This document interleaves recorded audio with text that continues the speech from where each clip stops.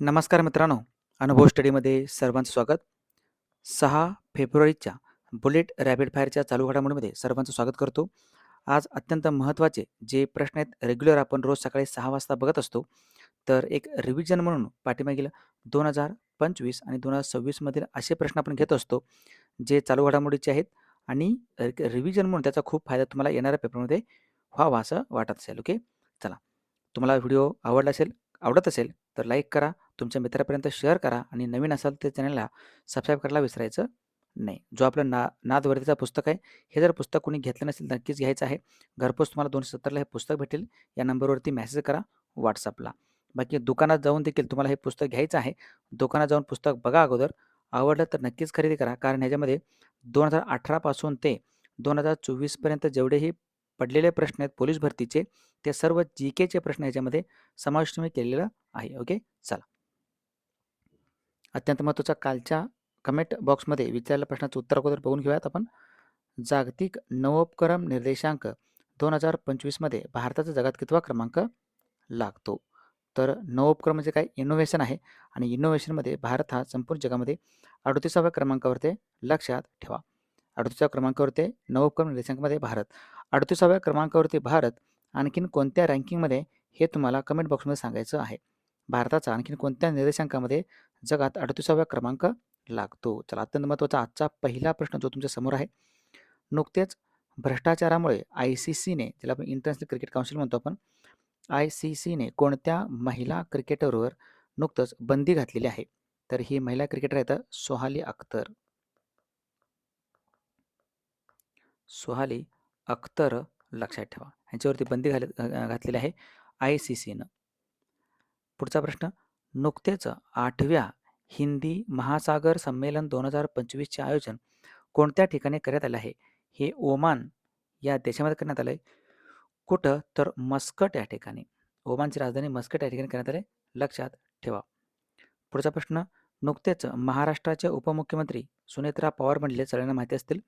यांच्याकडे कोणत्या जिल्ह्याचे पालकमंत्री पदाची जबाबदारी सोपवण्यात आलेली आहे? तर यांच्याकडे पुणे जिल्हा आणि बीड जिल्हा या 2 जिल्ह्याचं पालकमंत्रीपद यांच्याकडं आहे.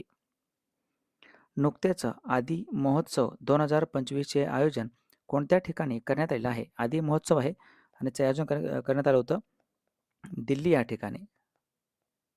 नवी दिल्ली या ठिकाणी आदी महोत्सव. नुकतेच भारतातील पहिला सार्वभौम AI पार्क कोणत्या राज्यात उभा जाणार आहे? हे राज्य आहे तामिळनाडू. तामिळनाडू. नुकतेच राजा भलिंद्र सिंग ट्रॉफी 2025ने कोणत्या संघाला सन्मानित करण्यात आलं आहे? ओके, हा पुरस्कार भेटला आहे सर्व्हिसेस या संघाला. सर्व्हिसेस या संघाला भेटले ही ट्रॉफी. नुकतेच 28 मार्च म्हणजेच 28 मार्च 2025ला कोणत्या देशात 7.7 रिश्टर स्केल भूकंपाचे धक्के बसले होते? तर हा देश आहे म्यानमार. म्यानमार लक्षात ठेवा.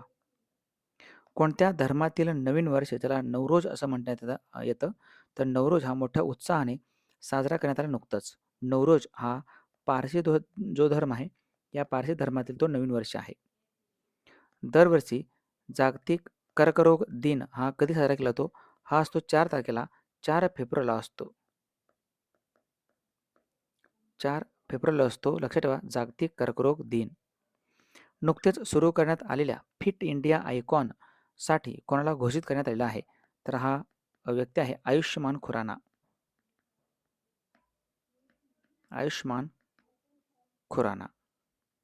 नुकतेच उद्रेक झालेला माउंट लोओटोबी लाकी हा जो काही ज्वालामुखी आहे तो कोणत्या देशात आहे? हा आहे इंडोनेशियामध्ये.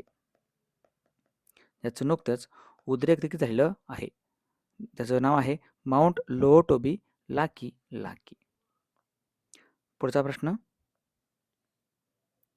भारत सरकारने अणु अभियानांतर्गत कोणत्या वर्षापर्यंत 100 गिगावॅट अणुऊर्जा निर्मितीचं काय करणार आहे? लक्ष ठेवलेलं आहे. भारत म्हणते की 2047 पर्यंत काय होणार आहे? भारतामध्ये 100 गिगावॅट अणुऊर्जा, फक्त अणुऊर्जेच्या निर्मितीचं लक्ष सरकारने ठेवलं आहे, निर्माण करू म्हणून. पुढचा प्रश्न. नुकतेच नॅशनल वुमन्स हॉकी लीग 2024-25चे विजेतेपद कोणी पटकावलेलं आहे? तर हे जिंकलं हरियाणानं. हरियाणा या संघाने जिंकले लक्षात ठेवा.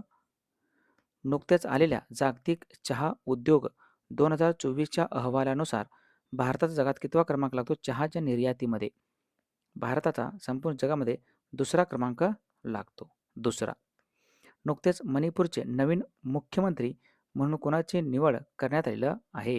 ह्याचं नाव आहे यमनाम खेमचंद सिंग. यमनाम खेमचंद सिंग लक्षात ठेवा. नुकत्याच भारतातील पहिला नॅनो इलेक्ट्रॉनिक रोड शो कुठे सुरू झालेलं आहे? हे नॅनो इलेक्ट्रॉनिक रोड शो आणि पहिला असल्यामुळं IMP आहे.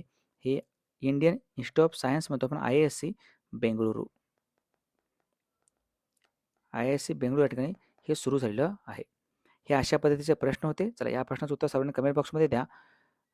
राष्ट्रीय भूदल दिवस हा कधी असतो? दरवर्षी. ऑप्शन तुमच्या समोरच कमेंट बॉक्समध्ये सर्वांनी उत्तर द्यायचं आहे. जर अशा पद्धतीचे हे प्रश्न आपण बघितले आहे. नादवरतीचा जो पुस्तक आहे आपलं कुणी घेतलं नसेल तर नक्कीच घ्या.